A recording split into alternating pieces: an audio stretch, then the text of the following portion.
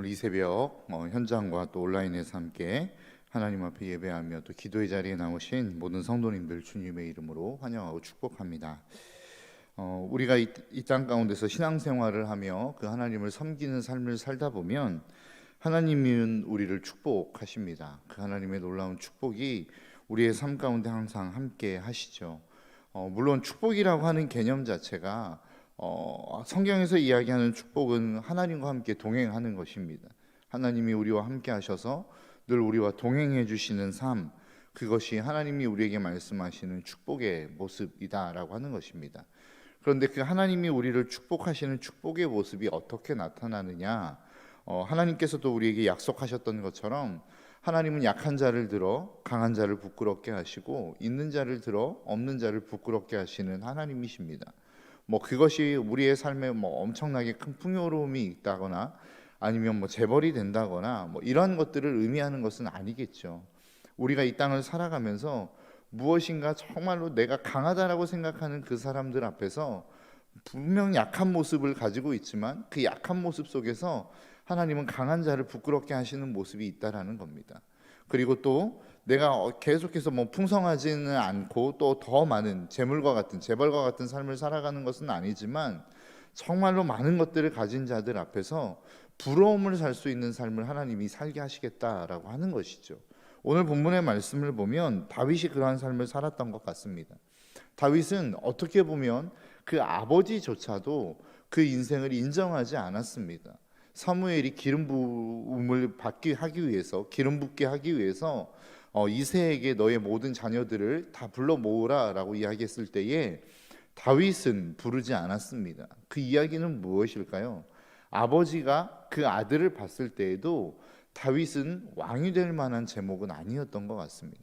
그러니까 내가 왕으로 기름 붓기 위해서 너희 아들들을 다 불러 모으라라고 했을 때에 그 이새가 다윗을 빼놓고 불렀던 것은 아무리 아버지가 그 아들을 좋게 평가하고 싶어도 그 아들조차도 그 아들임에도 불구하고 왕이 될 감은 아니라고 생각하고 판단했던 것이 다윗의 모습이었다라고 하는 것입니다. 그런데 하나님께서 그를 높이시고 그를 왕의 자리에 세우십니다. 그리고 다른 수많은 민족들, 이방 민족들로 하여금 그를 높이시는 일들을 했다라는 것입니다. 오늘 본문 11절의 말씀에서 이렇게 이야기하죠. 두람 왕 히람이 다윗에게 사절들과 백향목과 목수와 석수를 보내매 그들이 다윗을 위하여 집을 지으니. 그러니까 무슨 이야기입니까? 두람 왕 히람 자체가 이미 다윗을 인정하는 삶을 살았다라는 겁니다. 그에게 목수를 보내고 재료를 보내서 다윗을 위하여 궁궐을 짓게 했다라고 하는 것은 그만큼 다윗의 명성과 힘과 그의 위치를 인정하는 삶을 지금 다윗은 살고 있다라고 하는 겁니다. 그러니까 아버지조차도 인정할 수 없었던 다윗의 삶을 하나님이 높이셔서 그 이방 왕 히람 왕조차도 이제는 다윗을 인정하는 삶을 살아갈 수 있도록 하나님께서 다윗을 높이고 계시는 상황이다라고 오늘 본문 11절은 그렇게 설명하고 있습니다. 그러면 도대체 다윗이 어떠한 삶을 살았기에, 어떠한 마음으로 이 땅을 살았기에 하나님은 다윗을 그토록 높이셨는가라고 하는 겁니다. 오늘 본문 12절에서 이렇게 이야기합니다. 다윗이 여호와께서 자기를 세우사 이스라엘 왕으로 삼으신 것과 그의 백성 이스라엘을 위하여 그 나라를 높이신 것을 알았더라. 또 20절은 이렇게 이야기하죠. 다윗이 바알브라심에 이르러 거기서 그들을 치고 다윗이 말하되 여호와께서 물을 흩으심 같이 내 앞에서 내 대적을 흩으셨다. 그러니까 다윗의 마음 가운데 기본적으로 깔려 있는 마음이 어떤 마음입니까? 이 모든 것들은 내가 내 능력으로 이룬 것이 아니라 하나님이 나에게 허락하신 것이다라고 하는 마음이 다윗에게는 있는 것입니다. 오늘 보면 12절에서 이야기하는 게 무엇입니까? 다윗이 여호와께서 자기를 세우사, 그러니까 지금 자기가 높은 자리에 있고 높은 위치에 있고 수많은 사람의 인정을 받는 위치에 있는 것은 무엇 때문이다라고 생각하고 있는 거예요? 하나님께서 나를 세우셨기 때문이다라고 인정하고 있는 것입니다. 그러니까 내가 잘나서도 아니고 내가 굉장한 어떠한 재능이 있어서도 아니라 하나님이 나를 세우셨기 때문에 내가 지금 이 자리에 있을 수 있습니다라고 하는 고백이 다윗에게는 있다라는 것입니다. 그 이후에도 전쟁에 있어서도 마찬가지입니다. 블레셋과 전쟁할 때 아까 읽었던 20절의 말씀, 다윗이 바알브라심에 이르러 거기서 그들을 치고 다윗이 말하되 여호와께서 물을 흩음같이 내 앞에서 내 대적을 흩으셨다. 무슨 이야기입니까? 내가 지금 전쟁에서 이 블레셋 사람들이 다 흩어져서 나에게 패배해서 흩어져서 도망가고 있는 상황 아니겠습니까? 그때 다윗이 고백하는 게 무엇입니까? 내가 전쟁에 뛰어나고 내 지략이 뛰어나고 전략이 뛰어나서 이 일들이 일어난 게 아니라 하나님께서 저들을 흩으셨기 때문에 지금 이 일이 일어날 수 있습니다 라고 하는 고백을 다윗은 하고 있다라는 것입니다.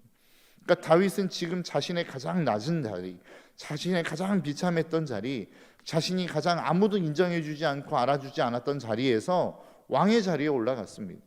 그리고 이제는 승승장구하는 삶을 살고 있습니다.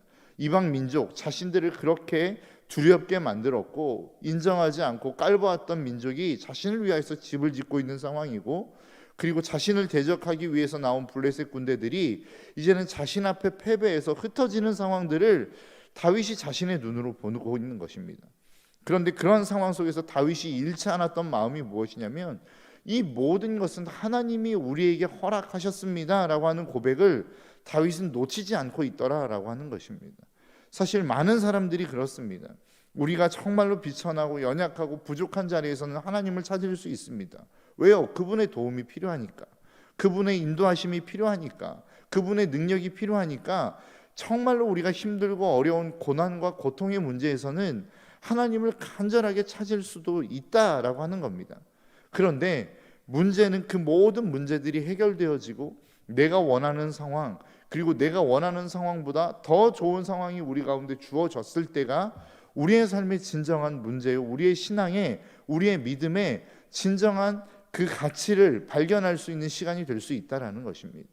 정말로 높은 자리, 하나님이 없이도 살아갈 수 있을 것과 같은 상황, 그래서 내가 정말로 풍요롭고 평화롭고 모든 것이 안정을 찾아가고 있는 상황 속에서는 사실 하나님을 찾는 일들이 쉽지 않더라는 것이죠.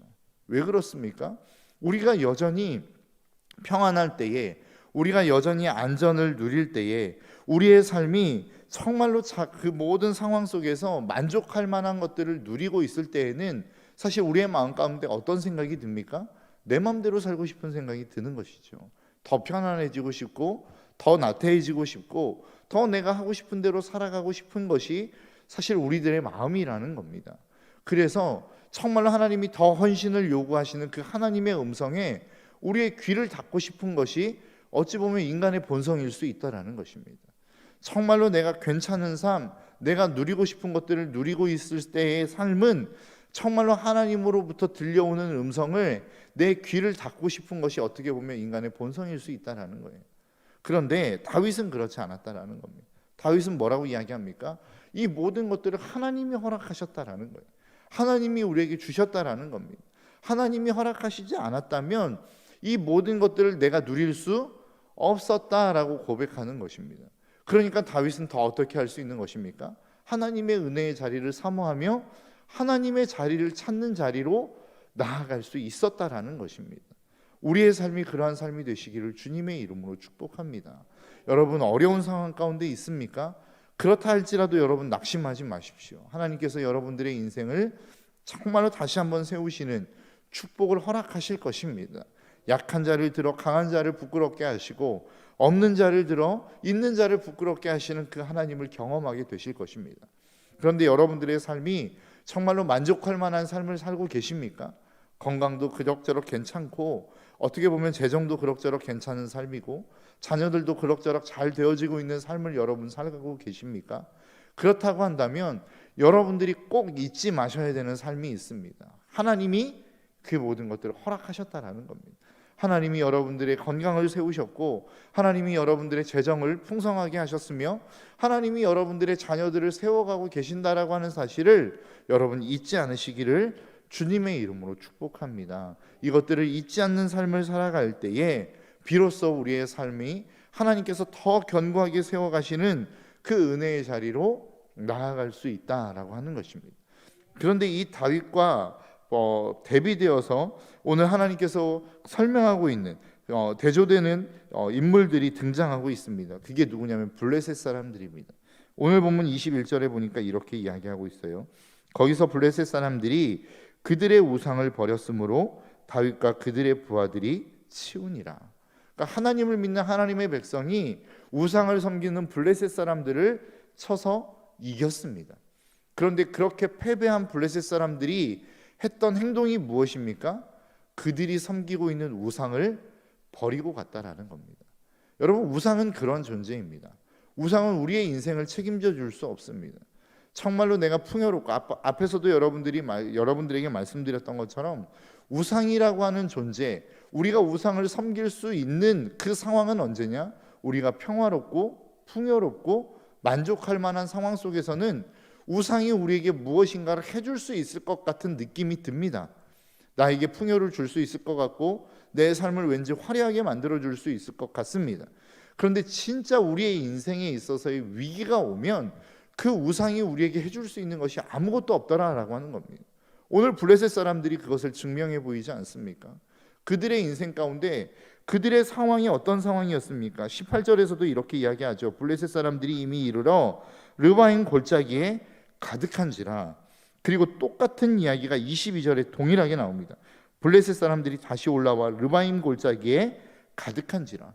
그러니까 블레셋 사람들의 상황은 어떤 상황입니까? 굉장히 숫자가 많았어요. 군대가 많았어요. 많은 사람들을 두렵게 하고 떨게 할 만큼 숫자가 많았다라고 이야기합니다. 그러니까 그들의 삶에서 보면, 그들이 봤을 때에도 블레셋 사람들이 이스라엘 사람들과 르바임 골짜기에서 진을 치고 있을 때 그들이 이스라엘 백성들을 볼 때에 우리의 숫자와 저들의 숫자가 비교가 안 되는 겁니다. 그러니까 딱 봐도 어떤 생각이 들까요? 우리가 이 전쟁에서 무조건 이길 수 있겠다, 이런 생각하지 않았겠습니까? 그런 상황 속에서는 뭐가 필요해요? 뭐가 그들의 삶을 책임져 줄 수 있을 것 같아요? 우상이 그들의 삶을 책임져 줄 수 있을 것 같아요. 내가 건강하기도 하고 물질적으로 풍요롭기도 하고 자녀들이 잘 나갈 때에는 무엇인가 우리의 삶을 화려하게 만들어줄 무엇인가를 우리는 찾더라라고 하는 겁니다. 야, 이것이 있으니까 우리는 성공한 것 같아. 이것이 있으니까 우리의 삶은 괜찮은 것 같아. 이런 것들이 있으니까 나의 삶이 너의 삶보다는 나은 것 같아 라고 자랑할 만한 것들이 우리의 삶 가운데는 필요하다라고 하는 겁니다. 그런데 실질적으로 우리의 건강이 악화되어지고 우리의 삶에 어려움이 찾아오고 문제가 찾아올 때 사실 그 화려함이 우리의 삶에 어떤 도움이 되어지느냐라고 하는 거예요. 그러니까 그 문제가 딱 발생하게 되어지니까 블레셋 사람들이 어떻게 합니까? 그 우상을 버리고 도망가게 되는 거 아니겠습니까? 사실 주일 말씀에서도 우리에게 그런 말씀하시지 않았습니까? 우리가 그리스도인이라고 하는 삶으로 살아가지만 사실 그것을 한 커플 두 커플 벗겨보면 우리가 무속신앙처럼 샤머니즘을 섬기는 것처럼 하나님을 섬기는 그리스도인들이 많다라고 이야기하시지 않았습니까? 그것을 우리의 삶에 한번 적용해 보자고 한다면 우리가 평안할 때, 우리가 괜찮을 때에 우리의 삶이 무엇인가 만족할 만한 삶을 살 때 우리는 하나님을 잘 섬길 수 있습니다. 그런데 문제는 뭐예요? 내 삶 가운데 어려움이 찾아오고 내 뜻대로 되어지지 않고 내가 생각했던 대로 내 삶의 방향이 흘러가지 않을 때 우리가 하나님을 버리는 경우들이 있더라는 겁니다. 하나님을 찾지 않는 경우들이 있더라는 겁니다. 왜요? 우리가 하나님을 우상처럼 섬겼기 때문에 그렇습니다. 내가 원하는 것을 주시는 하나님, 무엇인가 내가 뜻하는 바대로 움직여 주시기를 원하시는 하나님, 내가 무엇인가 만족할 만한 삶으로 나를 채우시는 하나님을 우리는 기대하고 그렇게 우상을 섬기는 것처럼 하나님을 섬겼기 때문에 정작 내가 원하지 않는 상황이 내 삶 가운데 벌어졌을 때에는 그 하나님을 버리는 것을 가차없이 그냥 행해버리더라라고 하는 것입니다. 여러분, 다윗이 그렇게 하나님을 찾았던 이유, 그렇게 힘들고 어려운 상황 속에서도 여호와는 나의 목자이시니 라고 고백했고, 그가 잘 나가는 상황, 왕의 자리에서 승승장구하는 삶 속에서도 여전히 하나님을 찾을 수 있었던 이유는 무엇입니까? 하나님을 우상과 같이 섬기지 않았기 때문이라는 거예요. 하나님을 내 마음대로, 내 방향대로 움직이려고 하지 않았기 때문이라는 거예요. 여러분, 우리의 인생은 하나님, 우리가 섬기는 하나님은 우리가 우상처럼 섬길 수 있을 만한 그런 아무것도 아닌 하나님이 아니라는 겁니다. 세상의 잡신과 같은 신이 아니라는 겁니다. 내가 무엇인가 조금 비율을 맞춰주면 그 하나님이 그래 아우 내 기분 좋다라고 하면서 내가 원하는 모든 소원을 다 들어주시는 하나님이 아니더라라고 하는 것을 우리는 꼭 기억하며 나아가야 됩니다. 하나님은 하나님의 뜻이 있습니다. 하나님의 방향이 있습니다. 하나님이 우리에게 원하시는 것들이 있습니다. 그리고 그것을 위해서 우리를 부르셨다라고 하는 겁니다. 여러분, 교회라고 하는 단어를 많이 들어보셔서 아시죠? 에클레시아라고 하는 단어입니다. 원래 그 에클레시아라고 하는 단어는 군사 용어에서 왔다고 그래요. 우리가 보통 우리나라는 징집제이기 때문에 좀 이해하기가 쉬울 것 같습니다. 일정한 나이가 되면 나라를 지키기 위해서 나라에서 군인들을 소집하죠. 그래서 그렇게 사람들을 모읍니다. 그리고 그 모은 그 무리들을 뭐라고 부릅니까? 군대라고 부릅니다. 그러니까 그 군대에 징집되어져 있는 상황 가운데 그 1년 6개월이라고 하는 시간 동안에는 그 다른 자신의 일을 할 수 없어요. 자신들이 원하는 일을 하는 게 아니에요. 나라의 부름을 위해서 나라를 지키는 일들을 한다고요. 에클레시아라고 하는 단어가 그러한 단어라는 겁니다. 하나님은 하나님의 나라를 위해서, 하나님의 영광을 위해서, 하나님의 뜻을 위해서 우리를 불러 모으셨어요. 그리고 그 뜻을 위해서 하나님은 우리가 이 땅을 살아가기를 원하셔요. 그렇게 살아갈 때에 나라가 군인들에게 먹을 것도 주고 입을 것도 주고 그 모든 삶을 책임지는 것과 동일한 삶을 우리는 살아가게 된다라는 겁니다. 하나님의 나라를 위하여 하나님이 우리를 부르셔서 모인 공동체를 우리는 에클레시아라고 부릅니다. 그리고 그 공동체는 무엇을 위해서 삽니까? 내가 원하는 뜻, 내가 원하는 생각, 내가 원하는 방향을 위해서 사는 게 아니라 부른 자, 부른 국가, 그 국가를 위해서 살아가는 것이 군대의 목적인 것처럼 에클레시아도 마찬가지라는 거예요. 교회도 마찬가지라는 거예요. 부르신 분이 있어요. 그분의 목적을 따라 살아가는 거예요. 그분이 부르신 방향을 따라 살아가는 거예요. 그게 교회입니다. 그게 에클레시아입니다. 그렇게 살아가면 입을 것, 먹을 것, 살아가야 되는 방향, 이 모든 것은 하나님이 책임지시겠다는 거예요. 이게 교회라는 겁니다. 저와 여러분들을 하나님이 부르셨어요. 그리고 그 부르심의 목적을 따라 살아가게 하셨어요. 그렇게 살아가다 보면 하나님이 우리의 쓸 것들을 책임지시고 입을 것을 책임지시고 우리의 모든 삶을 책임지시겠다라고 약속하시는 것이 교회로 살아가는 사람들의 삶의 모습이라는 겁니다. 다윗이 그렇게 살았다라는 거예요. 그와 대비되는 삶이 누구입니까? 블레셋 군대였어요. 그들은 자신들의 목적을 따라 살았어요. 자신들의 방향을 따라 살았어요. 자신들이 원하는 것들을 따라 살았어요. 눈에 보이는 것을 믿으며 살아갔던 존재들이 블레셋 사람들이었다라는 겁니다. 그럼에도 불구하고 하나님은 저와 여러분들을 블레셋 사람들과 같이 부른 것이 아니라 다윗과 같은 삶으로 부르셨다라는 사실을 잊지 않으시기를 주님의 이름으로 축복합니다. 여러분, 우리가 하나님을 믿습니다. 우리는 하나님을 섬긴다라고 이야기합니다. 그 하나님을 따라간다라고 이야기합니다. 그것이 의미하는 게 무엇입니까? 내가 원하는 방향, 내가 생각하는 대로, 그리고 내가 꿈꾸는 대로의 삶으로 하나님이 우리를 인도하신다 할지라도 우리는 그 하나님을 섬기지만 비록 내가 원하지 않는 삶, 내가 뜻하지 않는 삶, 내가 생각하지도 못했던 삶으로 하나님이 우리를 이끌어 가신다 한다 할지라도 여전히 그곳에서 우리는 하나님을 찬양할 수 있으며 그곳에서 하나님을 예배할 수 있는 삶, 이게 믿음의 삶이라는 거예요. 그래서 주일날 우리에게 주셨던 말씀도 동일한 말씀 아니겠습니까? 우리가 하나님을 찬양하고 예배할 수 있을 때 예배하는 것 물론 중요하지만 진짜 믿음이 뭐라고요? 예배할 수 없고 찬양할 수 없고 기도할 수 없는 상황 가운데 기도하는 것이 진짜 믿음이다라는 말씀을 우리에게 주시지 않았습니까? 다윗이 그러한 삶을 살았다라는 것입니다. 저와 여러분들의 삶 가운데 하나님이 요구하시는 삶도 저는 동일한 삶이라고 생각합니다. 우리의 인생은 어떠한 인생입니까? 하나님을 우리의 구주로, 우리의 주인으로 믿고 살아가는 사람들입니다. 그러한 사람들은 어떤 사람이에요? 하나님의 능력만큼 사는 사람이에요. 여러분, 언제나 늘 종은 주인의 능력치만큼 살아가는 것입니다. 주인이 가지고 있는 능력만큼 종은 그 능력을 누리며 살아가는 삶이 종의 삶이라고요. 우리는 하나님의 종이라고 이야기하지 않습니까? 그러면 우리의 삶은 어떤 삶이 되어야 돼요? 하나님의 능력치만큼 가지고 살아가는 삶이 우리의 삶이라는 것입니다. 그렇기 때문에 우리는 세상과 환경의 지배를 받는 사람들이 아니라 그 세상의 환경과 상황을 뛰어넘는 삶을 살아가는 사람들이라고요. 그래서 주일날 말씀하신 것처럼 찬양할 수 없는 상황 가운데서도 찬양할 수 있으며, 평안할 수 없는 상황 가운데서도 평안할 수 있고, 기뻐할 수 없는 가운데서도 기뻐할 수 있는 삶을 살아가는 것이 그리스도인들의 삶이라는 것입니다. 왜요? 그것이 우리의 능력이 아니라 하나님이 주시는 능력으로 살아가는 사람들이기 때문에 그렇습니다. 이 하루를 살아가는 이 삶 속에서 저와 여러분들의 삶이 그러한 삶이 되시기를 주님의 이름으로 축복합니다. 저는 감사할 수 있는 조건이 하나도 없어요. 그래도 감사할 수 있는 것은 하나님의 능력이 여러분들의 삶 가운데 부어지기 때문입니다. 저는 너무나도 불안할 수밖에 없는 상황 속에 있어요. 그럼에도 불구하고 평안을 누릴 수 있는 것은 그 하나님의 능력이 여러분들을 평안으로 이끌어 가시기 때문입니다.